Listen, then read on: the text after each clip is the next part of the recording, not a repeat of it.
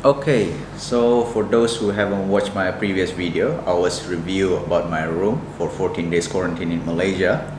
And now I'm gonna share about the procedure if you are planning to leave Singapore all the way to Johor, Malaysia by land. Either you take a public transport like bus or you ride your own motorcycle or drive your car. So, like my case, I apply a PCA, which is it's a green lane agreement between both countries. So, first of all, you need to ask your HR or your company to apply the PCA, and the government will only approve after you do the transaction, which is the payment, which you need to pay. Currently it's a 14 days mandatory if you return back to Singapore. You need to give them a specific date, which is the date that you need to enter Singapore. So you're gonna pay the, I think the last one that I paid was at 2,125. So that's excluded swab test in Singapore. So I think swab test you need to prepare some cash. For those who have not bring any cash along, probably they allow you to use a card, debit or credit card, anything. So you can ask the officer right over there once you return back to Singapore. Okay, so let's jump to my experience from Singapore all the way to the hotel. So first of all, I left around 12ish, I think, guess around 12:20 in the afternoon. So when I reached to the second link ICA, so it was about, I spent about over there like less than 10 minutes. It was about like 7 to 8 minutes. So you just don't forget to show your PCA letter issued by the ICA, or print it out. Don't forget your passport, definitely, as you need to do the immigration clearance. And the third one, if you are riding or driving, please ensure you bring along, don't forget to top up your auto pass. So, and then you slot into the machine and they'll deduct your money. So if everything is smooth, you will go through just like that. So after you clear with the booth, so right in the front you will see, I think there's a small booth. I think 2 or 3 guys over there, they will stop you and they just talk to you. Do you install Trace Together? They just want to have a look. It's just a quick check, very simple. After that, they'll let you go. So all along from ICA second link to Malaysia, it was totally, on the bridge was just trailer trucks, those supplies all the way to Singapore. Other than that, you don't see any cars or motorbike, unless those who intend to go back for good. And when I reached to second link, I mean Malaysia side, right over there, you need to park your bike or your car at one side of the street, and you need to proceed. You will see some booth right in the front. So you need to park. After you park, proceed to the booth. So the first booth you will see immigration. So I think they'll just do some quick check, fill up some form. They'll ask you your PCA letter. They just want to have a look. After that, they fill up some form. Then they will ask you to proceed to the second booth, which is I think when I was there was one guy. The guy will ask you do you have a MySejahtera, which is like in Singapore Trace Together. They'll ask you make sure you install inside your phone. After you install, you need to fill up those questionnaires inside. Are you like returned from overseas, what blah blah blah, so many things. Those are very common questionnaires. After you're done over there, you will proceed to the next booth. I guess it was under Ministry of Health or Kementerian Kesihatan Malaysia. You need to fill up some questionnaires as well. Scan some QR code. After that, you need to proceed for the swab test right on the spot. So based on the previous stories or some people, it was done in was somewhere in the I don't know in a JB or which area, so they will escort you all the way to the center for the swab test. But right now, no, you need to do right on the spot over there. So transaction is all right on the spot. I guess I paid by using cash.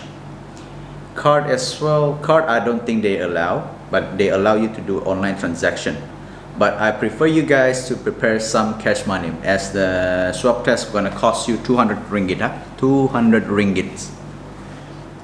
So you can pay right on the spot, and then they will ask you, do you need a receipt? So they will, and I just talk to them that I need to get the receipt, and then they will give you option, either they write, a hard copy, or they will give you a online receipt. So I'll just ask them for online receipt.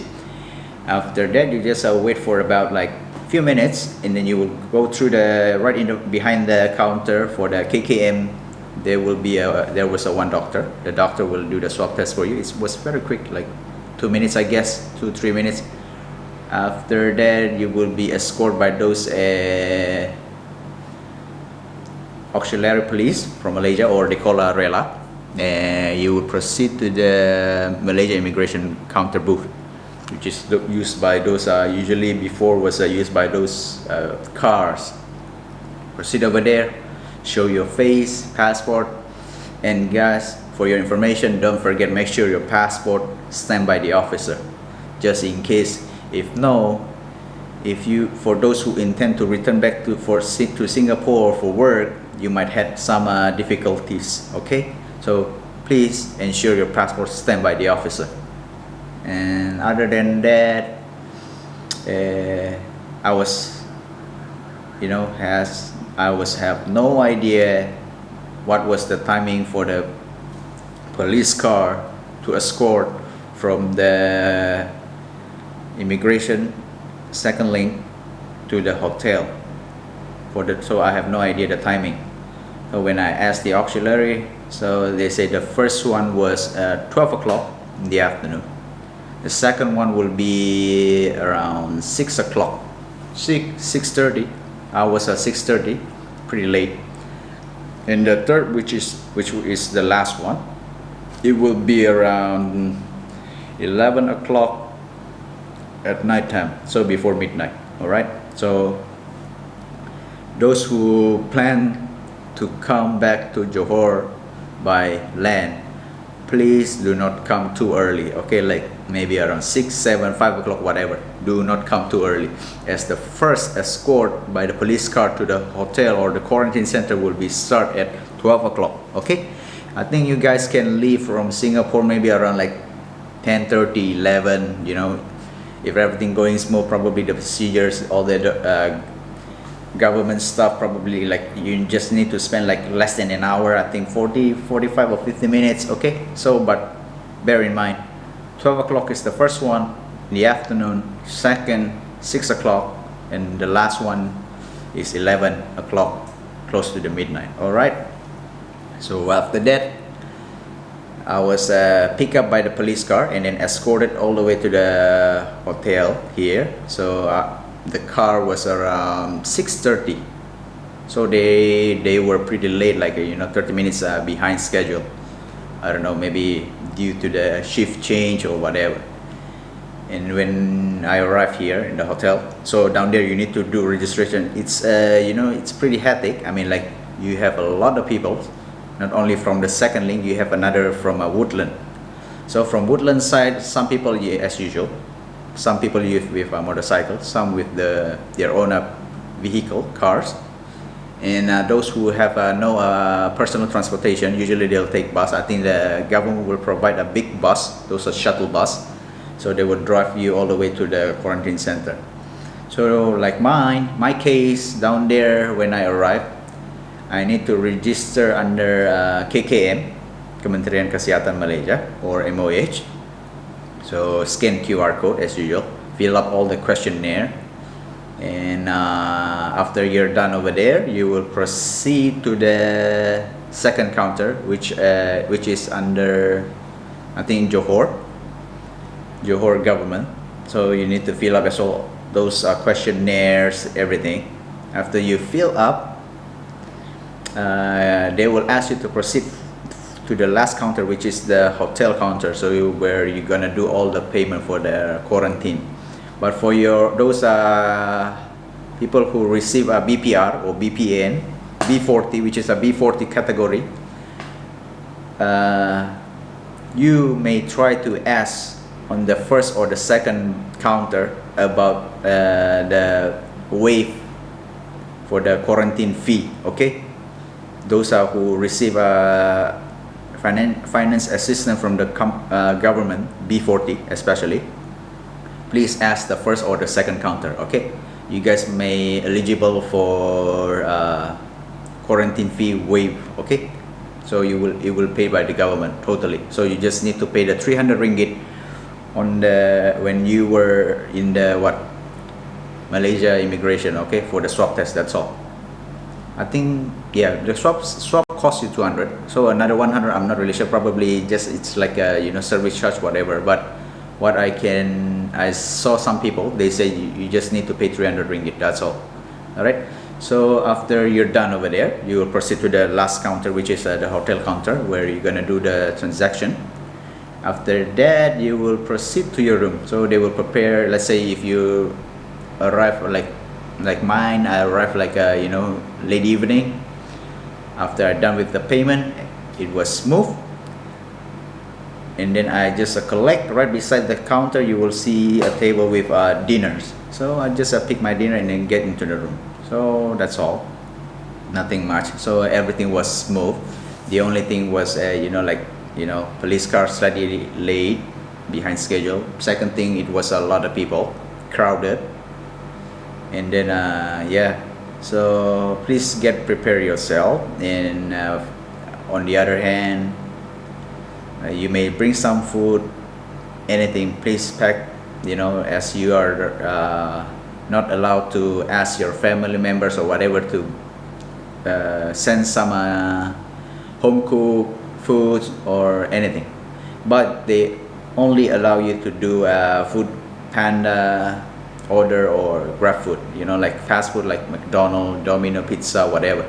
Okay, so yeah, that's all about me. Everything was smooth, so I need to go through the 14 days. So hopefully everything will be going smooth. And then yeah, we all some coming back for good one way, and some return to family to see their family, missing the family. Hope you guys enjoy, have a good quality time with your family. All right, so that's all from my side, and that's my story experience all the way to Malaysia. So see you guys again in the next video. And those who have never watched my video, again, my name is Conrad Fang, and don't forget, give a like and share this video as much as possible. Share, so it might help give some helpful information to the others. All right, and last but not least, please do subscribe. And that's all from me, Conrad Fang, reporting out.